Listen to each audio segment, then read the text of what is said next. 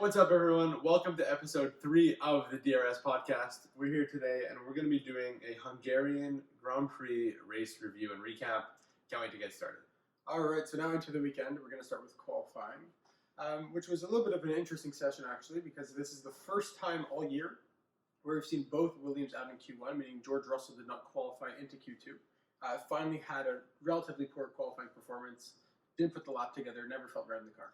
Yeah, and it's funny because George in that Williams, he's been performing extremely well, putting that car into Q2, into Q3, in weeks prior. Maybe we were a little bit lucky. Is that car really does it deserve to be there? I'm not sure. Has he been, performing at a really high level because of the driver he is? Yes, which actually shows maybe and talks a little bit about, Formula One car, driver, car, what's their relationship? I think he's done a really good job. So I think we've been treated, I think. Listen, I think he's been driving really well so far this season, and I think that his qualifying performances so far have just been exceptional. And this has been the one weekend where he didn't put the amazing lap together, but he still out-qualified his teammate Nicholas Latifi by nearly a tenth of a second. Obviously not the gap that George wants to Latifi, but at the end of the day, you cannot be mad at the guy for out-qualifying his teammate every weekend. Yeah, he's been spectacular. Now into Tsunoda, who was out again in Q1. Yuki's had a tough go for the most part of this year. Yeah, and we're going to get onto it later about Pierre and his qualifying, but I think that Yuki, after the summer break now, really has to put on some really strong performances because his quality form is just not there. Yeah, and we know that I guess, Red Bull, or in this case, AlphaTauri's secondary seat, is a revolving door in Formula One. And Helmut Marko, the chief at Red Bull, wouldn't be scared or at all to change the driver lineup, I think, into 2022. And we'll speak about that later, but he needs to perform, I think, in order to give at least them some confidence in his abilities looking forward. Right, and absolutely. So Yuki has said multiple times that he's had some meetings with Helmut, and he said that Helmut is really tough on him. And he has to be at this point because Yuki has to put in some performances. Yeah. He has to earn that seat. That seat is not waiting for him. Yeah. And we know that with Red Bull, and they can drop him in a second and put in Alex Albon. They have tons of talented guys in that lineup that they could put in instead of him. Yeah, without a doubt. And I think talking about guys who had up and down seasons, we spoke with his trainer a few weeks ago. Daniel Ricciardo out in Q2 again. It's tough to see. Yeah, it's tough to see around the track that he has done pretty well at. Struggling quite a bit. Not feeling good in the car. We thought he had a really good weekend at Silverstone. Really felt a lot better on that one-lap pace going into sprint quali, like we talked about last episode. And this week he struggled a lot more. He couldn't match Lando's pace. He was off a little bit from the start, and then it just got worse into qualifying. And he never really got that one-lap pace, that one-lap pace rhythm. And in Q2, when he was out, Lando was P2. And he was over 4/10 off around a short track. Yeah, and I think it's just testament to Lando's driving. Lando's obviously more comfortable in that McLaren car, but at the same time, Daniel Ricciardo is a very talented driver, someone who's proven himself time and time again in Formula One. So you do expect to hopefully see some rejuvenation throughout the summer break and some stronger performances come the end of August. Absolutely, we can't count him out. On to Carlos Sainz, who's been performing pretty well this season, has had a couple hiccups here and there. And this weekend he had another one at the end of Q2, crashing out and destroying the side of his car, trying to get back to the pits, but his front wing actually got stuck under his tires, couldn't drive back. Yeah, and it's a shame because, Carlos knows he can put in some really good times in that car. He's been pretty comfortable with how it's going. So you just want to see him maximize it every weekend. So when something like this happens, it's a shame. Yeah, and his one lap pace is right up there with Charles, and he's really been excellent with one lap pace. So it's kind of a shame to see him go to quali. He was looking stronger than Charles throughout the weekend up until that point. It was a really shame for him. And now into Q3, both Alpines qualifying in Q3 this weekend, both showing a strong performance in quali. We'll get into their race result later, which was also very strong, as we all know. Good quality for the Alpines. Yeah, nice to see Fernando Alonso and Esteban Ocon put in good times. Esteban, he's needed some strong performances, and thank God this week for him he got it. And Alonso again, his age is just a number. He's really performing. Yeah, Esteban qualifying him by just a little bit. I believe it's P8 and P9 in qualifying this weekend. And Lewis putting it on pole. Valtteri and Max not able to match his pace. A little bit of a shocker. But then again, that Mercedes package has been pretty strong since Silverstone. And we expect good things from Lewis. I mean, you can never really count him out. And another strong weekend, another strong qualifying. Yeah, and during that qualifying session, people were talking about the pace of the Mercedes car in terms of how long they were taking to do their out lap. So the lap before their hot lap, the lap where they would do, go for the fastest time. Some people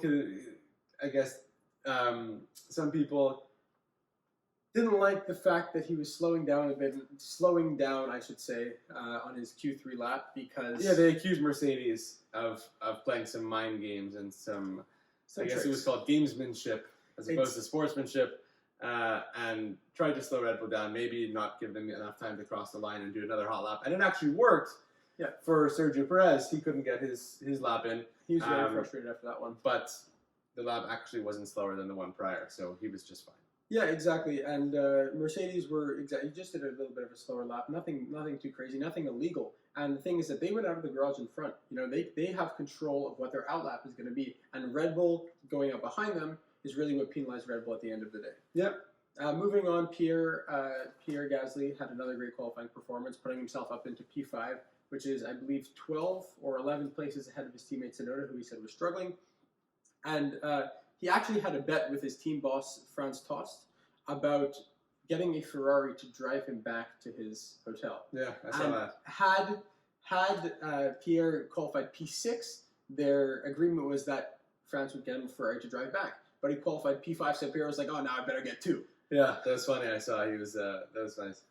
All right, so now onto the full qualifying results. We have Lewis Hamilton on pole from Valtteri Bottas and Max Verstappen, Sergio Perez, Pierre Gasly, Lando Norris, Charles Leclerc, Esteban Ocon, Fernando Alonso, and Sebastian Vettel rounding out the top 10. Daniel Ricciardo P11, Lance Stroll 12th, Kimi Räikkönen 13th, followed by Giovinazzi, Carlos Sainz, Yuki Tsunoda, George Russell, Latifi, and Matt Finn rounding off the grid. And now on to the race. Yeah, now on to the race day. So the race started off pretty hectic. Yeah, definitely interesting. We had some bowling balls. Yeah, a lot of first corner incidents. Big one is Valtteri Bottas making a massive mistake into turn 1, getting a bad start off the line, and being right behind Lando Norris, completely misjudging his braking. Yeah, and it's tough to see because again, Valtteri has a lot to show for. I think. Yeah. Now, looking into the summer break, I think ending on that note isn't what he needed in terms of trying to secure that seat in Mercedes for 2022. It's not the way you want to start a weekend.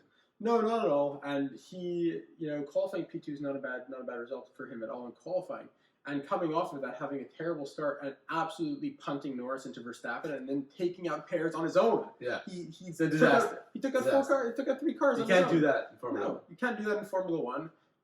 Completely irresponsible, a terrible mistake from Bottas, and he has to be better, like you said, if he wants to keep that spot. Yeah, and they're expected to be experts in all weather conditions, right? If it's wet, if it's dry, doesn't really matter. Obviously, some drivers are better than others in different conditions, but you have to understand. I mean, braking. You have to understand how to do it. Exactly, right? Especially at the start of a race. It's the most important braking point of the entire race to get that right, to not mess up, to not hit cars. Exactly. Another person who made a bad mistake into turn 1 was sadly our Canadian Lance Stroll. Yeah. He misjudged his braking as well and tried to avoid Charles Leclerc onto the grass. Ended up going onto the grass, hitting Leclerc, which then spun Danny Rick and screwed up all of their races. Yeah, it's Lance is normally good in changeable conditions. Change of weather, wet conditions. So look, it was an exciting start to the race. I think it allowed for some guys who are normally towards the back of the grid or may not have the race pace to move up and become competitive. And of course, that's how Esteban Ocon won the race, right? So Esteban Ocon, a first-time Grand Prix winner, which was incredible for this weekend. I think nobody could have imagined that going into the weekend, especially him starting P8 in the race. Was P2 coming out of turn 1, which was pretty crazy. Yeah, and it was sad to see that Sebastian Vettel finished the race on merit P2, but unfortunately, due to a after or post-race penalty, he couldn't supply enough fuel in the post-race fuel sample. So his position was unfortunately disqualified. It's tough to see Seb. I think everyone's rooting for him to do well at Aston Martin. Yeah, we all want to see him put in some really good results, especially since he got a podium at Baku earlier this season. We want to see that continued run of strong form. Absolutely. And just on his battle with Ocon, they had an extremely interesting battle the entire race. Seb always within second, sometimes in DRS zone, second to second and a half. He was always there or thereabouts. Esteban holding his nerve, never made a mistake. Locked up maybe once when Little Deep once gave Seb a little bit of an opportunity. Seb got close out of the pits. Esteban held his nerve, drove like a real race winner. And I think that's kind of a culmination of things for Esteban because he's made a lot of mistakes throughout the season, right? It hasn't been a great season for him. The expectations were high. He didn't necessarily fulfill them in the first couple weeks and first couple races. So I think it all kind of clicked, and he realized that in that opportunity, he had to get it right, and he got it right, which I think is a good sign moving forward. Absolutely. And moving on to someone who made Esteban Ocon's win possible, we have to talk about Fernando Alonso. His teammate. Yeah, absolutely. So for 10 laps towards the end of the race, until I believe 3 laps to go, or 4 or 5 laps to go, Fernando Alonso held Lewis Hamilton off, defending like the world champion. Like a madman. And it was crazy. It was amazing. It was super interesting, super amazing to watch. And he held him off. It was exciting. Yeah. It really was exciting. Exactly. He was blocking him going into turn 1, then defending into turn 2, getting the traction, pushing Hamilton wide so they couldn't go around the outside, defending into turn 4 where they made contact once. And it was really, really exciting, as you mentioned. Yeah, absolutely. Now moving on to Williams. Double points for them this weekend. Finally, they got their points. Yeah, it was a really long time coming for George, of course. Yeah. Funny that Latifi gets his first points in Formula 1 on the same weekend that George has. And ahead of him. And yeah, he finished ahead of him. George has really just been pushing like hell to get those points. We saw in the post-race interview, he was in tears, he was crying. Just shows how much it means to him to get those first points in Formula 1. That Williams team has battled through a lot of adversity over the past few years. Their performance hasn't been there, and for him to get this together this weekend, on a weekend where, like we said earlier, they didn't qualify so well. Exactly. Right? Exactly. It was impressive to see. George finally had his first poor qualifying, as we mentioned earlier, which made none of us excited for his prospect on Sunday, and he ended up turning it around with all the carnage in turn 1, really turning it into an amazing race. And the thing is for Williams that these points are not only just 1 or 2 points; they got 10 points out of this weekend. 10. Yeah, that secures their 8th in the championship, for which sure. is a lot more prize money for them. Yeah. And will help them a lot going forward. That's huge results. That's 2.5 years of work with George Russell. That's why you saw his emotions after the race. It means so much more than just the top 10 finish. Exactly. And now into Red Bull. No 1 point actually for Max Verstappen in P10 at the end of the race. But aside from that, a pretty awful weekend for Red Bull. Yeah. Sergio Perez obviously out in turn 1 with the Bottas incident, and Max with heavy damage coming home P10. Yeah, and kudos to Max for bringing that car home. If people saw a picture, basically the entire right side of his car, the aerodynamic barge board it's called, was gone. So that is a huge factor in the driving capabilities of the car, and he did a phenomenal job bringing that car home into the points. Yeah. And I really believe that they just need the summer break as much as anyone at this point. They need the break. They need to refocus, come back sharp, and start delivering with the amazing car that they have, putting Mercedes under pressure, and go back to the form that they had a couple weekends ago. Yeah, totally agree. Now moving on to the championship standings going into the summer break. So starting with the Drivers' Championship, Lewis Hamilton taking the championship lead.